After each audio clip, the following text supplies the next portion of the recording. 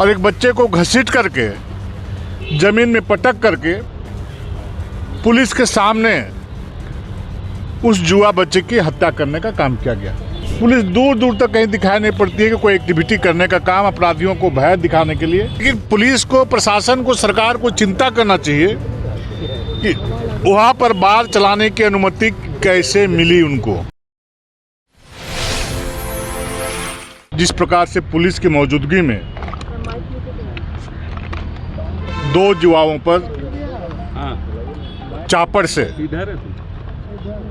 हमला किया गया और उस हमले में एक युवक की मौत हो गई और दूसरे युवक अभी इलाजरत है, जीवन और मौत से जूझ रहा है।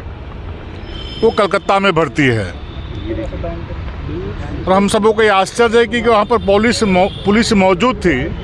अब पुलिस के मौजूदगी में बच्चे दौड़ रहे थे और अपने जान बचाने के लिए बच्चे पुलिस के वैन में जाकर घुसने का काम किया। और अपराधियों का दुस्साहस देखिए कि उस वैन में भी घुस करके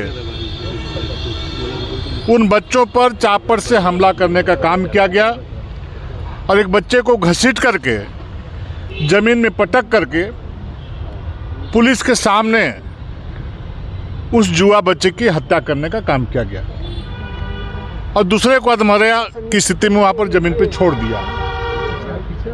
तो हम सबों का ये मांग है, माननीय महामहिम से मिलकर का आग्रह किया है, वैसे कोई में जो दोषी हैं उनको सजा हो, लेकिन उनके साथ साथ जो पुलिसकर्मी वहाँ पर तैनात थे, जो वीडियो देखने के बाद ऐसा पता चलता है, देखने से ऐसा महसूस होता है कि पुलिस बिल्कुल उस घटना में शामिल थी, वो संलिप्त थी। पुलिस दूर दूर तक कहीं दिखाई नहीं पड़ती है कि कोई एक्टिविटी करने का काम अपराधियों को भय दिखाने के लिए। ना उन्होंने हवाई फायरिंग किया, ना कोई ऐसा काम किया जिससे कि अपराधी वहां से भाग जाएं, अपराधी पकड़े जाएं, जिसका परिणाम हुआ कि बच्चे की मौत हो गई। आज उनके पिताजी भी हम लोग के साथ हैं।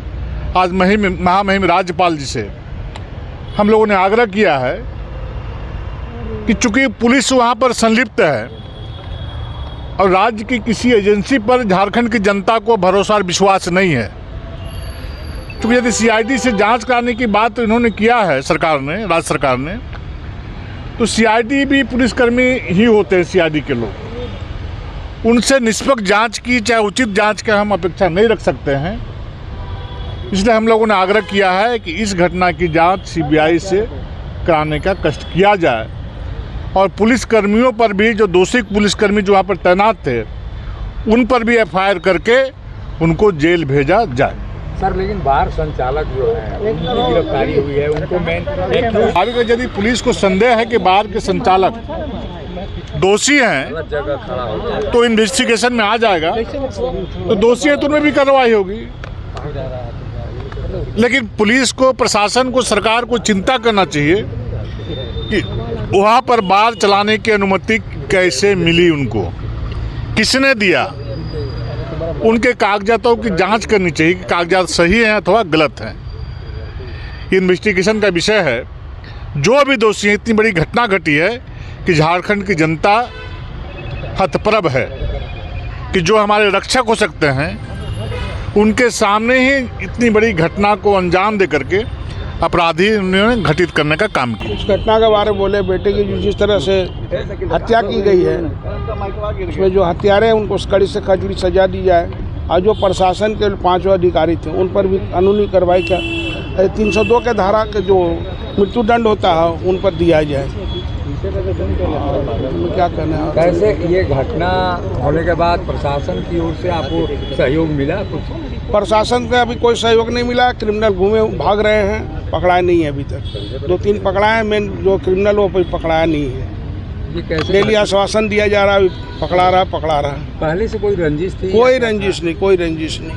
कैसे अचानक ये घटना हुई है? अब इसका पता हमको क्या चले? जब हमको देख रहे हैं कि मेरा बेटा का पता चला कि आप जल्दी आइए TMH में, तो हम TMH को गए तो देखे कि उनका दोस्ते उठा के ले। प्रशासन वहाँ खड़ा होकर मुँह देख रही थी। आधा घंटा तक बच्चे पड़े थे दोनों, कोई बचाया नहीं। पूरा ब्लडिंग हो गया, तब फिर लेके गए वहाँ पर, डॉक्टर इलाज के क्रम में मृत्यु हो गई।